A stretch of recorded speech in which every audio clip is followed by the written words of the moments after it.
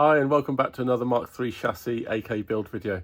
So in this video we're going to be installing my first non-brass craft windscreen, so we'll see how that goes. However, I do have a special brass craft fuel cap which I'm excited to show you and fit, and we'll also install the heater that I've recently had a heater box welded up for. So thanks for joining me. Please like and subscribe.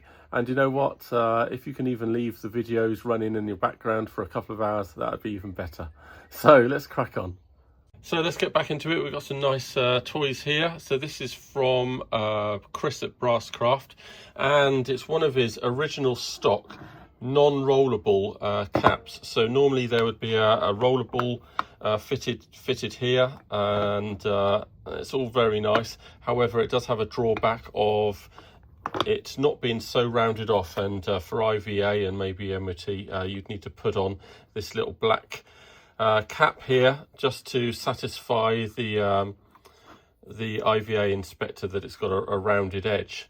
However, this non-rollable version is really nice. It's slightly lower profile, I think, and it's fully rounded off here. So if you can score one of those, then all the better. It still fits onto the original cap that he supplies, and of course we've got the insert here to stop you putting a thicker diesel nozzle in, I think, or certainly it's a sprung return, so it will stop fuel bubbling up, I think, somewhat. Anyway, we'll fit that into the base of this fitting here, and it takes the normal 51mm, I think, inner diameter fuel hose. So I use this flexi fuel hose to make the bend all the way from the bottom of this cap into the fuel tank. And of course we need to fit this breather. So on eBay there's a guy that will make up this fitting for you. You can choose any diameter here and any tail here, and I can't quite remember the price, but I do have the price on my website in the full expense breakdown. So this is really cool. So we'll do a short section of fuel hose off here, straight into here, so that we can fit a breather pipe and the main fuel pipe into the fuel tank. It will all make sense in a minute. All right, so find the center using your favorite method, and get a hole saw or something and just go through it.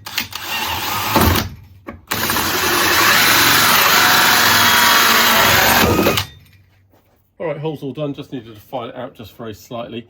You now need to do the cap up as tight as you can onto the base to its final sort of position, so that you can mark the holes correctly where you want your cap to be.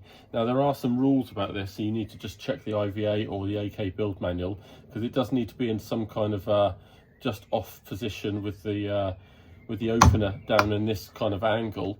But of course you don't want to be able to open the cap up so it hits your paintwork. So that's why I'm doing this final position. So I'm going to find where this goes fairly close but doesn't hit, and then I'll be able to mark my holes. But I will just review if this is in a correct enough position for IVA. But it'll be something like this. So it's important that you do this up as tight as you can onto the base, so you can mark these holes accurately. Because if you end up being able to give it another 5mm tightening, then this will the cap will end up being in the wrong place. Hope that makes sense. So I'm just going to mark that up now.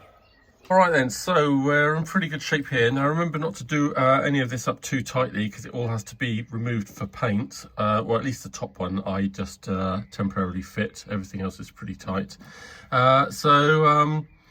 I now need to bend that just very slightly, kind of this way, and then we're going to guesstimate where to put a hole. So it is flexible fuel pipe, but not terrifically flexible, and we want to have a little bit of a fall through there. I'll drill a 51mm hole and just open it up very slightly and put a flexible kind of grommet in there, and then hopefully we'll be in good shape. So the finished result from all those efforts is pretty much this. Obviously I've got to get a Michelor clamp on the bottom there, a 47-51 measurement, I think. So we're through the kind of flexible grommet there, which is all very nice. You can get a strip of flexible grommet like this and you just cut it to length. So that's all good. Obviously I'll be going around with a touch of tiger seal just to seal that. Got another rubber grommet there for a bit of braided fuel pipe to go through for the breather. So that's all very good, and the trimmers will make short work of hiding all that and making it look pretty. Just on the inside here, let's see if we can show you what's going on. And there you go, that's just on the inside, a couple of reasonably neat holes, and then we're up here to all the paraphernalia. Obviously can't do the top mickle or clamp up yet because we need to undo that when it goes to paint. Normally I just pull this off and put a couple of bags over the top and zip tie them so no debris can fall in. But I think we've got a nice angle there, and that's all looking good. Right, no time to waste, straight into the heater box here, because once that's in we can sort out the dashboard and everything else and get a bit closer to first start. So I've just been measuring up, and where I've put my frame here, you know, I protruded out as much as I sort of dare out the front, but the distance out the back I need to be careful of that it doesn't impact what I've not had to deal with before. But on this Mark III chassis we got to this frame part here. Now it doesn't impact, in fact it's quite a way off, but I do have to think about the pipes that come out of here. Now they come out and pretty much go into a right angle straight away, so I think I'm all quids in there. But of course, because this mounting area is slanted, you know, the closer to the top I get, the closer to the bar it will be. So I want to drop it down a little bit. So I'm actually going to modify the heater box just for this Mark III chassis. I'm actually going to take off this bottom strip because I don't use that for fixing anyway. I fix up the sides. So I'm going to leave the welds there and everything and just come across there and take it off, which will allow me to fit this a little bit lower, which means the top point will be a bit lower and then it will be a bit further away from that bar in the engine bay. So I'm just going to modify the box there and then redraw my hole and then just cut it out. All right, so I'm a bit happy with that. So now my bottom line is way down here rather than up here. Top line is way down, and it hasn't saved me a lot. You know, the slant on this isn't massive, but it has saved me, you know, 5 or 6 mil, and you know, I may really need that with the right angled hoses that come out the back of the heater. So we'll check that out. So I'm just going to cut this out now, and really not too bothered about up and down, but I'll try and make it slightly smaller so I can just file it. But I certainly don't want sideways to be too big because I need to still put some riv nuts down here.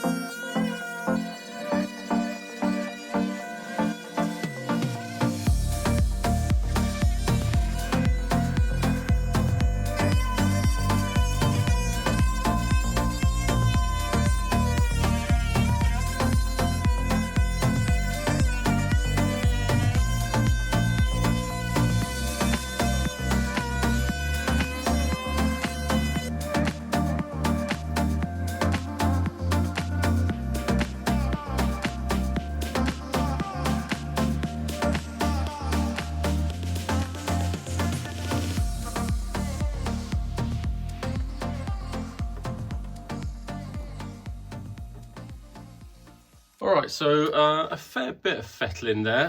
Got a good sanding sort of attachment on my reciprocating device there. So that's really quite good, and it just sort of melts through any high spots that I left. So that's all pretty good. So pretty pleased with this. All just fits in nicely, and luckily I have plenty of room out the back. So by the time that's in there, oh, can you see that? So I've got loads of room for the right angled pipes to come out, and yeah, I'm really pleased with how that's looking. Alright, so I thought I'd show you the basic premise of my heater box idea. I do go over this in huge amount of detail in a previous video of fitting the heater box. Probably series 2 I think is the best one. Anyway, so I do have to make holes and everything. So what it's basically going to look like is like this, and the box is totally watertight, and that's because it's not allowed to draw air in from the engine bay. So I used to have vents sticking out and coming back into the passenger and driver compartments, but that was a lot of faff. And then someone suggested, thank you very much if you're still around, why not just make this box a little bit wider, and then it can just draw air in from the sides from behind the dash. So fantastic idea, a lot easier. I do have to modify the dash very slightly. I do have to cut off a couple of inches of an edge of where the dash curves down, and I just glass fibre in some flat sections. Once it's all you know, trimmed and everything, you don't even notice. So we'll see that in more detail in a much later video, but just to bear that in mind, that you do just have to cut a little bit. It makes no difference at all really to much of the fitting. Anyway, so what we're doing here, so there are a few things to do. So I've got to put a hole in here with a grommet, so this wire can go up through there for the power and everything, and the control. I do have to measure exactly where a bolt goes through here, which will hold the actual heater in place. I think I use these holes here, and I go all the way through. So I do put this in here. I do then push in you know, a thickish washer, top and bottom, and drop a bolt all the way through, and it just holds it dead in the middle and nice and solid. So, you know, a bit of you know, fannying around and fettling, but well worth it. And you know, I've done 4 previously, and it's always worked out. So the other hole I need to do are for the pipes here for the in and out of the water, I guess. And you know, it's pretty easy to line that up and see where the pipes have to go. And then I do some fairly large holes in the back here with a massive grommet, and then you can attach the right angle hoses on here, hold them out straight with a bit of WD-40. You can just about get them locked into through the grommets, and as you push the heater in, you can grab the hoses and sort of pull them through and everything else, and they end up just returning on the right angle, quite close to the heater box. They just come out slightly and then return, and that works for me. You know, your situation might be different and how you want to install things, so this is just what I do. And they just return here, and they stick out, the legs stick out about 10 centimeters, and then obviously I can use join-in pipes, etc., etc., to go to the engine and the connections just behind the thermostat on the engine. So that's generally what I'm going to do. So I'm just going to line up you know, a few markings, drill some holes, stick some grommets in, and then I'll probably video myself fighting and wrestling, putting the hoses through just to prove it can be done. Windscreen fitting next, so quite excited about this. So it's the first time I haven't used a Brasscraft windscreen, and indeed I do believe Brasscraft is stopping production. So this is from Anthony Hale at Crendon Replicas. So hoping for some good things. So let's unpack it and see what we've got. Okay, obviously some screws or bolts or something. Yeah, we've got all the fittings here. All nicely packed, all good. Good, and the arms are wrapped up in here.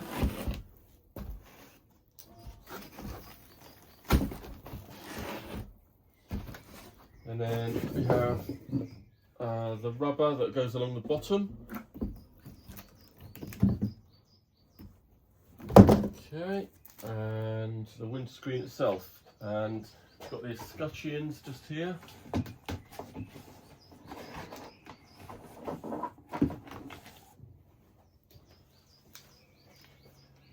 And a bit of a keyring.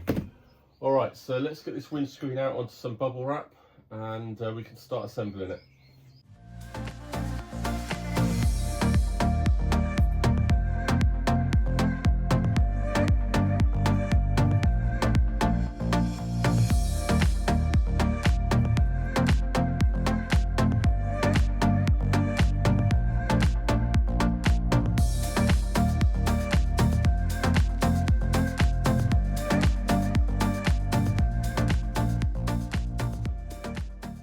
You just saw me walking off there to get some silicone spray, and I'll just show you what I used. Had this for absolutely years, so that's what I use. So what actually happened there, and I'm a bit disappointed the camera decided just to stop, is I'm whilst you're trying to feed this this sort of shape into the channel, you also need at the same time to sort of pull it as well, because you can't just sort of push this whole length just from here. So what you just missed was literally a minute's worth of help from my daughter, and she just was gently pulling this kind of rubber all the way up the end, and I was as I was going, I was spraying a section of this rubber, and I was just feeding it to make sure it went into the channel. A couple of times it lipped out, so we just pulled it back a touch and then started putting it back into the channel again. And honestly, it was really simple once I got that silicone spray onto it. So we've got it all the way out to the end, nice and easy, and it kind of I got a little bit of a buckle up the end, you know, just slightly more than enough, just to make sure. I guess this is a normal amount that you get left over, and I'm just going to have to cut it off here and then put the other leg on. So we'll see how that goes. All right, so before I cut this off, I did just go up the other end to just make sure I have got enough material in here, and I did just manage to pull it through another sort of centimetre or so. You know, if it ends up being too much or something buckling up or not laying correctly, then obviously I can just take a leg off and just trim it a little bit more. But I'd rather have too much at the start than not enough. And I don't exactly know how it's going to go when it's flattened out against the body. So, so I'm just making sure I've got enough in there. And then, to be honest, I'll probably just use scissors on this. So I don't know if I need to go at a bit of an angle in the same kind of shape as the legs, and that all seems pretty good. So we'll get the other leg on.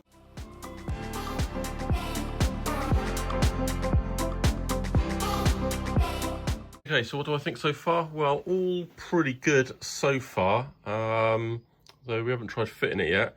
So what am I thinking? Would have been nice if these holes had been tapped so that the heads all ended up the same way. But apart from that, and that is being pretty picky, also they're not particularly polished, and I do believe the finish on brass craft would have been slightly nicer. But you know, it's just one of those things that you're fixating on right now during the fitting, but probably you won't even look at twice after you've had the car for a week or so. So I think I'm all right with that. So we need to have a go at fitting this now. All right, so the rough plan of action here is to get the legs through the holes of the body and see how it all fits. So let's have a go at that.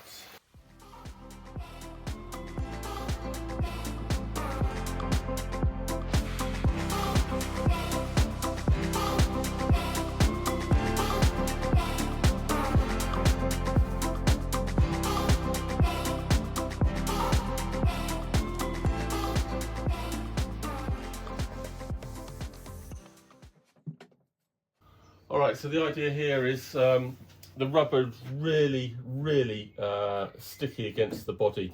So I just lifted the windscreen out, gave it a hefty spray of the silicone spray, and then it's a real pleasure to work with. As you're pushing this down, the rubber just pushes out really easily, and you can get it into its correct position. So you want these valleys totally filled with the rubber so no rain can get up there, and then we can mark the holes in the legs through to the scuttle, to the chassis, and then we should be in good shape. Then we can take it back out again and drill the holes and put the escutcheons in then, and mark the holes where they're going to go. So all looking good, and just going to take note of anything that's really rubbing up against the body. I mean, these holes in the body, you know, they're only kind of, they're pretty good, but they might be a little bit rough, so I might just open up the holes a little bit just to make sure there's nothing rubbing and impeding that.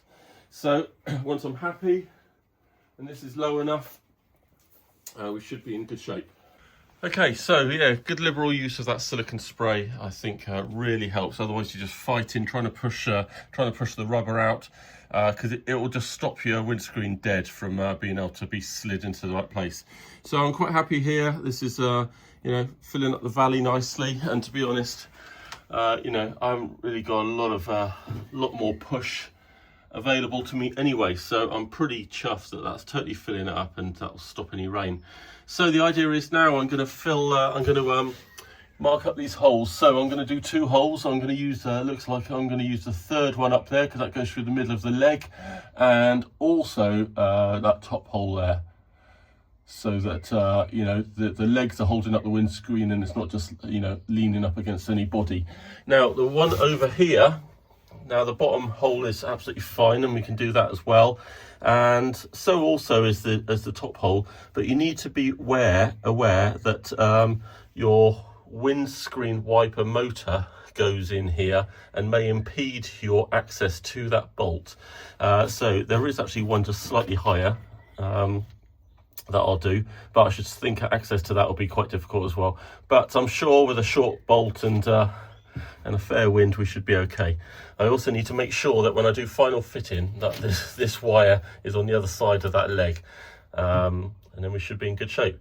So I'm going to mark up those holes. I usually use a bit of Tipp-Ex or something just to poke straight through. Then we can take the windscreen out and drill the holes. I actually changed my method here as opposed to how I used to do the Brasscraft windscreens. So with Brasscraft, you had no holes in the legs and you had to drill your own. So you'd put them in, mark up the holes, and then I was doing M8 bolt holes, so quite large, and I had a certain amount more sort of flexibility, you know, within a millimetre or so. But these have 5mm holes, so and I'm going to stick to that. I'm not going to make them any larger. I mean, they're that size for a reason. They must be able to do the job. So what I've actually done, I just put the windscreen back in because my Tipp-Ex marks were not accurate at all, and pretty lousy really, to be honest. So I put it back in, had my helper just steady the windscreen, make sure it's all locked down in position, and I actually just drilled straight through the holes, and then followed quickly by thread cutter, and put a thread in there, and then just whacked in the bolts straight in. So yeah, I think that was an easier way, and I could be sure that the holes I was drilling into the chassis there were going to be in exactly the right place. And likewise, I've just done a hole here, and now we can put a bolt in, hopefully. So let's have a look here.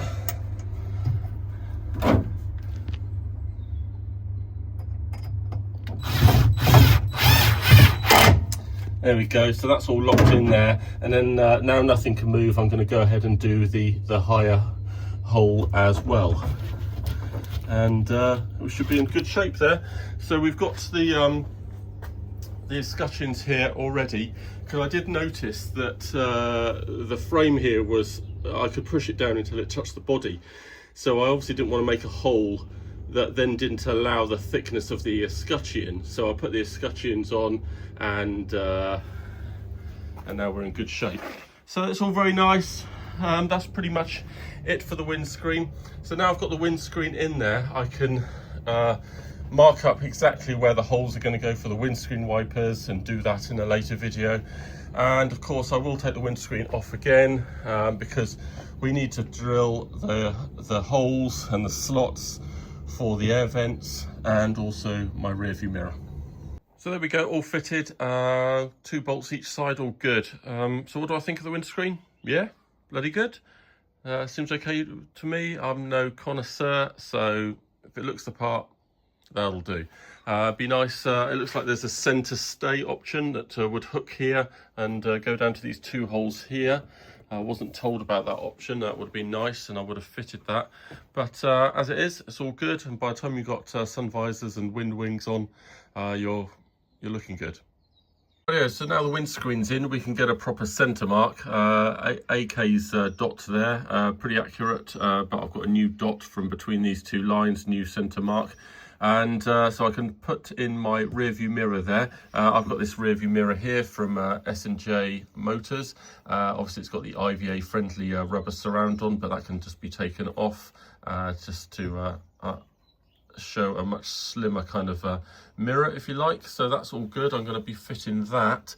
So I'll mark up the holes, and from that new center I can mark up my marks for the air vents. So I'll lay the air vents out and do some accurate slot marks, and then I'll probably just leave that until I take the windscreen off when I send the car to paint, and I'll just quickly cut them out before I send the car up there. All right, so I'm going to see if I can give you some sort of time-lapse video of me installing this heater in my box here. So I've drilled some holes. I need to put in some grommets. Let's go.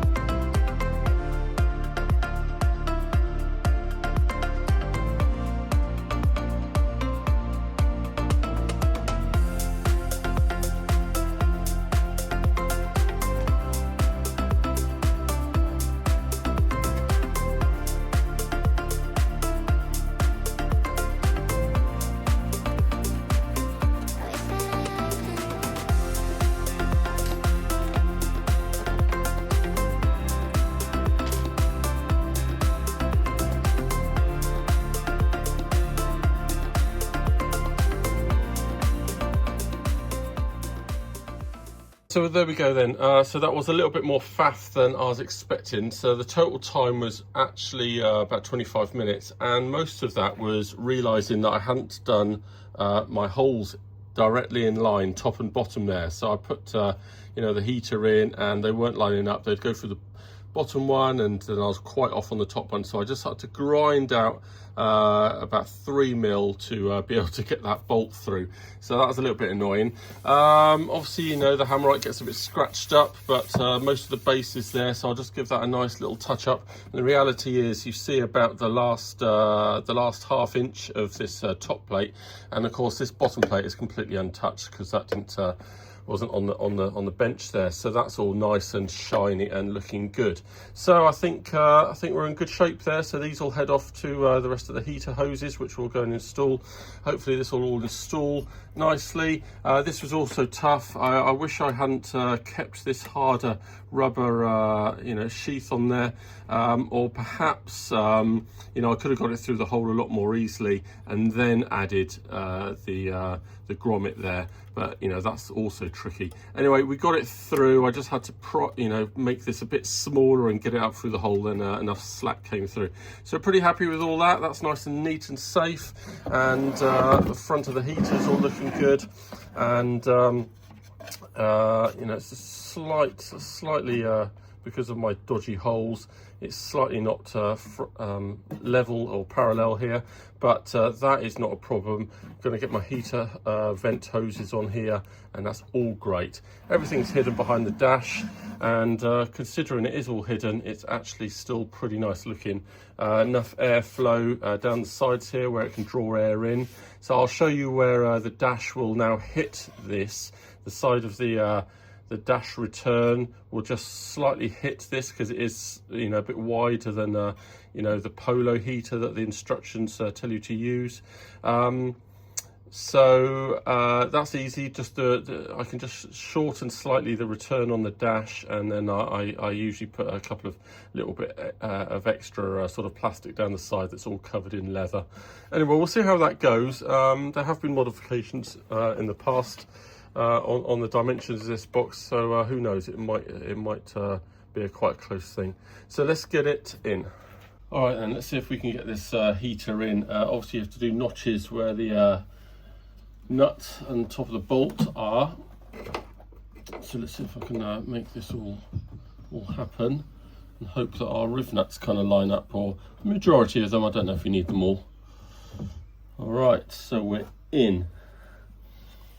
Good. Right, let's do a couple of riv nuts, and then we can connect up some hoses. There we go, all installed. So there were some highs and lows. The lows are all my riv nuts didn't necessarily line up. That was due to me not having enough aluminium. This flange, this return should have been much wider, giving me more space to play with. As it was very thin. I had to get my riv nuts right on the edge, and they didn't quite line up. I mean, I could just drill out the aluminium slightly more and engage this riv nut, but it's not necessary. This is more than adequate. This is absolutely rock solid. So I've got 2 on the side, I've got 1 at the top, I've got 3 on this side, all nicely lined up. So I'm all cooking on gas there. I had 1 riv nut that started to spin.